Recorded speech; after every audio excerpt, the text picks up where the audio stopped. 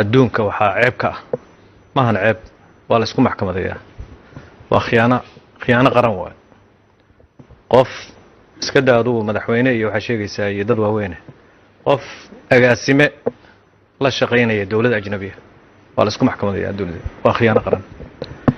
haddiiba ay tagto arrintu in bannaanka intay ay timaado in madaxweyne la geysto meel kalena way ka sii daranta isbeddelkii la rajaynayay iyo ummadda soomaaliyeed waxay ku naaloonaysa iyo 25 sano dhibaatooyinkii dadkan soo hayay khasaaray noqonaysaa haddiiba taasi ay dhacdo oo madaxtooyada Soomaaliya la geeyo cid ajnabi u ololeynaya ama ajnabi wato waayo caqliga uu meeshaas la fariisanayo waa caqliga lagu jeclaaday waana caqli la meerinayo oo kor laga soo meerinayo taasna inta badan uma dhawaa maslaxadda dadkaas ama dalkaas markaas qofkaas xukumayo marnaba ma marka xildhibaanada horaan u sheegnay waajib baa saaran waxayna dooran doonaan runtii sanadkaana inay tijaabo noqon doontaa waxay dooran doonaan qofka ugu wadanisan qof hebel dhimayno qofka ugu wadanisan oo dalkan la isleeyahay uu ka saari karaa dhibaatooyinka ah in inta madaxdii gobolada loo yeero oo wadan kale inta looga yeero la yiraahdo hebel maaragtay u ololeeya Shariif Xasan oo South West haysta haddaan soo magacawnaba toos baa inta lagu tagay oo gabra ugu tagay ayuu ku yiri xilkan ka qaadaynaa 1 week toddobaad gudihiis haddii aadan taageerin musharaxan wadano ah madaxweynaha hadda xilku dhamaanayo oo madaxtooyada jooga yani halkaasi maraysa arrintii Soomaaliya xasan sheekh oo meeshaan jooga madaxweyne sheeganaya ninka ka hor yimid hadal ugu hor yimid baan aniga askar waa soo direen hoteelaha ku shiray dhawaana ku kala eriyay wariyaashii markay wax duubeen waa laga qaatay wixii oo dhan laakiin wali waa soo taagan xisbiyan wali oo sii sameynay Umar Cabdirashiid iyo odawaaban dacweyna haddana markay sharcigii xisbiyada markay ku dhageen maxkamadii sare tag gudoomiye maxkamadda sare waa kii waa inay isbuuc ku fasaxaan waa fasaxeen madaxweynaha 3 bilood ku dhaganaa inuu saxiixo hal bil baana sharciga ku qoran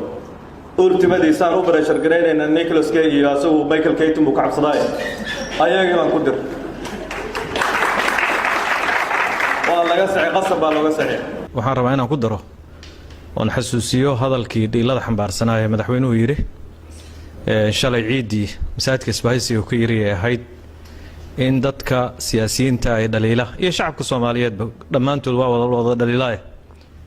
in uu ku yiri waa al-shabaab labo ama waa cadow labaad kelimada cadow waxaan u maleynayaa inay madaxweynaha ka qaldantay in loo adeegsan shacabkaada ka sugayay inaad wax badan u qabatid haddana aan arag wixii aad qaban lahayd oo haddana aad u diiday kaliya xataa inay sheegaan intaas kaliya runtii madaxweynuhu waxaan xasuusinaynaa shalay xisbi buu lahaa oo number 4 buu joog jiray PDP la yiraahdo dawladihii la soo dhaafo dhan waa dhaliili jiray YouTube-ku ku jira asagoo Cabdiwali Gaas oo ra'iisul wasaaraha su'aalo adag weydiinaya oo dhaliilaya dawladii iyo xukuumadii shalay markaan anigu banaanka joogayna dhaliishay waxaan rabaan sheegayaa maanta markaan gudaha imidna waxaan tuurayaa xukun ah inay cadow yihiin dadka aan ku qanacsanayn waxqabadkayga oo aan la aragba waxqabad hadda lagu qancana aysan jirin runtii arrintaas ceeb weeye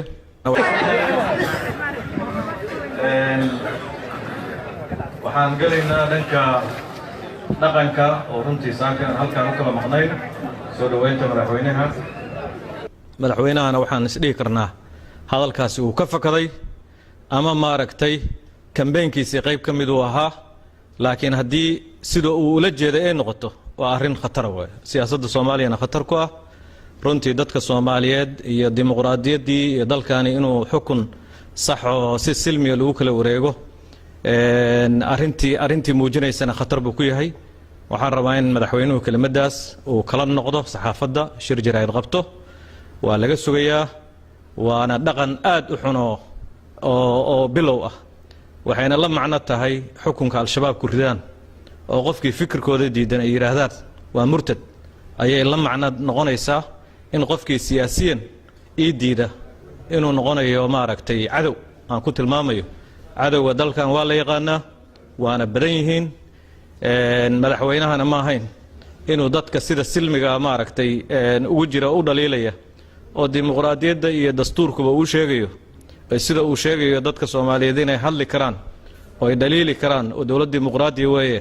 haddii uu joogo cahdigii maaragtay kale talisnimada waa gaar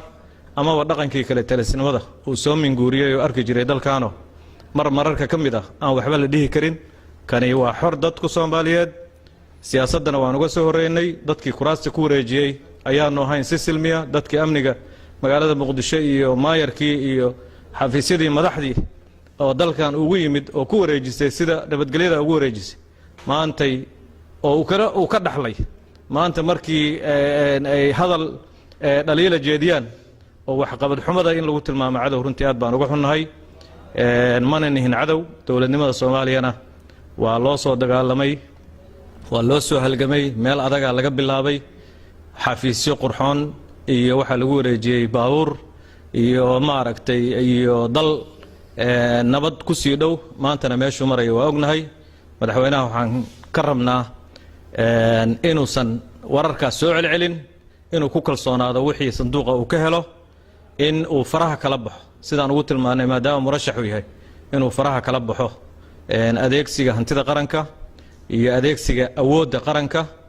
iyo adeegsiga manaabirta qaranka uu adeegsado arrimo olole doorasho uu adeegsado kuna harimayno wax kastoo cadowna lagu tilmaamo dadka Soomaaliyeed way yaqaanaan in aan la noolayn 40 sano la soo dhaafay inaan duruuftii ku noolaayeen aan kula noolayn oo aan dibadda u bixin maxay tahay xisbiyadu waxay walaala leeyihiin saxaafadda waxay soo bandhigayaan dhaliilaha jira iyo wanaagga jira dowladnimada kaljarka dowladnimada Soomaaliya wali kaljarkii dictatorshipkan la dhax askarigeenu waa askarigii dictatorship taliyaha qofka waa taliyihii xilligii siyaad barre jiro kale madaxweynuhu ookiyaalihii siyaad barre kula xiranaya dhaqankii oo dhan wuxuu noqday dhaqan dictator marka waxaan leenahay waxa ugu horeeya oo la rabo in la bedelo waa dhaqan dowlad civilian ah dowlad madani ah oo dastuurka iyo sharcigu qabto in horta loo bedelo dowladdan markaas kadib waxay imaanaysaa xorriyatul qowl iyo xorriyadii laakiin sidii typically sharcigu waa qoran yahay laakiin dhaqanku waa dhaqankii dictatorship dhaqankii kale taliska wali ka jira dowlad ajnabi ah hadda waxa la yiraahdo maamul goboleedyada dhan naga qaadatay kulligood madaxweyne intuu iska joogo halka kaligiis firaaqo madaxtooyada kaligiis fadhiya dalkii oo dhan waa laga rabtay wada kala lageeyay laakiin anigu Itoobiya madaxweynaha maamuladooda kilnadooda dadka ay halkan ma keeni karo imaaraadku waa sideenoo kale waa stateskooda halkan kuma shirin karo laakiin kuwani waa la wato marka runtii xildhibaanadu waajib baa u yaala nimankaasi isku daygooda way sameynayaan waana la isku kaadeeyay waxa la yiri hadii meeshii ili ka dhaco carabka u haweystaa la yiri Soomaaliya dhulkay dhacday waana la haweysanayaa wax kasta oo xun baana la ku sameeyay inaan noolaano oo la hadlo xitaa waa la gabaya dad badan baan hadda xitaa intaas yar tahay oo la sheegayo aan sheegi karin ama meel la soo istaagi karin halkaas ala maraya laakiin waa la dhiiraday anigu marka waxaan dhihi lahaa arinta qabyada ugu weyn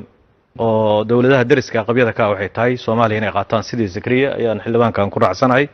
wax u dhiman oo hadda filla Soomaaliya u dhiman kaliya yani filla Soomaaliya arintan way ku xayndaab bay ku jiraan iyo waxaas ay ku jiraan anigu waxaan isleenahay Soomaaliya waxay u baahan tahay gabigeedaaba dib u xoreyn u baahan madaxweynaheena ka bilaabanaysa waxa weeye madaxweyne dalkan u shaqeynaya oo danihiisa ka shaqeynaya marka meeshaas la geeyo xayndaabka madaxtooyada isaga laga rabaa inuu nadiifiyo inuu siyaasadda Soomaaliya dhaqaalaheeda iyo ciidanka Soomaaliya oo shaqadan qaban lahaa 4000 oo ciidan ah 22,000 baa ku qoran warqadan oo amisoma ayaa waxay qaadataa kiiba $1,000 qaata ciidankii Soomaaliyana mushaar la'aan buu ayuu la circiirsan yahay inta badan al-shabaabka dadka difaaca waa ciidanka Soomaalida ciidamadani waxay ku jiraan ciid bay buurtaan meel kasta janaal ha joogaan ama baydhaba ha joogaan ama beledweynaha ha joogaan ciid gudaheed bay ku jiraan dal ma difaacaan al-shabaabna ma difaacaan al-shabaabku waa kuwa afgooya dadka ku dilay xalay maxaa loo difaaci waay al-shabaabku waa kuwa qaraxa halkan la jooga al-shabaabku waa kuwa laba magaalo oo la qabtay ay isku gudbila yihiin al-shabaabka la yiri way tabar daran yihiin marka waxaan leenahay biyo sacbadaada looga dhargaa hoggaanka loo baahan yahay waa hoggaanka la rabo ciidankii qalabka sida Soomaaliya inuu dhiso si Soomaaliya xuduudaheeda ay u xirato si Soomaaliya sovereignty iyo madax banaanideeda ay u keensato marka waxyaalahan yarka oo ah xayndaabka madaxtooyada lagu jiray waxaas oo dhan waxa ka weyn inaan helno madax dareensan dareenkaas shacabkiisu dareensan in la gaajoon yahay madaxaan lacagtii laaluush miiska hoostiisa dhiganayn iyadoo dadkii biyo-la'aan ay u dhimanayaan madaxda aan rabno kuwaas maahan madaxda aan rabno waa kuwii 74kii oo kale iyo abaarihii markay dhaceen 73 ahayd 74tii abaaruhu markay dhaceen in ciidankii oo dhan iyo dadkii oo dhan inta la soo qaaday la badbaadshay waayo oo dad badan oo hadda wasiirraha iyo xildhibaanaha ay maanta yihiin kuwii markaas la soo badbaadshay waxaa laga yaabaa hoggaankii soomaaliyaba inuu nooga jiro biyo-la'aan inuu hadda ay hayso mustaqbalka soo socda marka madaxda aan ka fikerayn inay laaluush iyo lacagihii qaranku lahaa laaluush lagu bixiye